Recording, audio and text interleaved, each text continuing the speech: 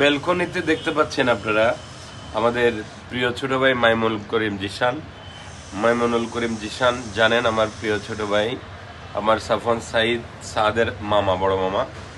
তার হাতে গড়া বাগানের মধ্যে আমরা প্রথমেই দেখতে পাচ্ছি একটা আমাদের দেশের লোকাল আঞ্চলিক ভাষায় হলো তরিস, এটা জুমমরিচ বলে, অনেকে সিলেটি ভাষায় বুমমরিচ বলে ইত্যাদি। এখানে বেশ কয়েকটা ধরতে পারছি মাশাআল্লাহ।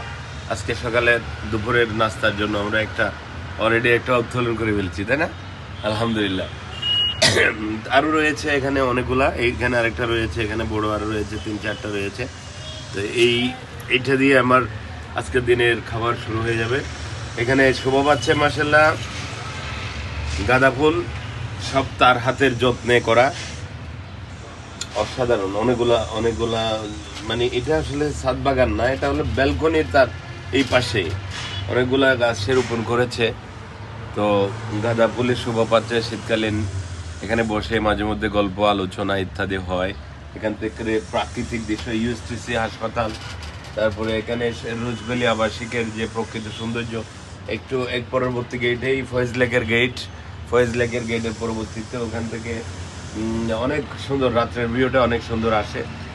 হরেক রকম লাইট বা লাইটিং এর প্রকৃতি আকৃতি ইত্যাদি দিয়ে পুরা চট্টগ্রামের সৌন্দর্যটা ফুটে ওঠে। এখান থেকে বসে সে মাঝে মধ্যে প্রকৃতির শোভা অনুভব করে।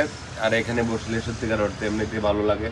আর এই যে চলাফেরা করার মতো, যেখানে জাকির হোসেন রোড দিয়ে সামনে দিয়ে যাচ্ছে বাংলাদেশ টেলিভিশনের অপোজিটে এই লোকেশনটা, এখান থেকে রাস্তা থেকে শুরু করে এখানে মানুষের আসা যাওয়ার গমনাগমন সবকিছুই প্রভৃতি দেখা যায়। আমি লুঙ্গি পরে এখানে একটু সুন্দর বাতাস অনুভব করছিলাম, পাশাপাশি একটু গোলমরিচ বা আমরা বড় মরিচ নিলাম আর কি, খাবো ইনশাল্লাহ। সবার জন্য শুভকামনা। ধন্যবাদ। মাইমুনুল করিম জিশানের জন্য সবার কাছে দোয়া চাই।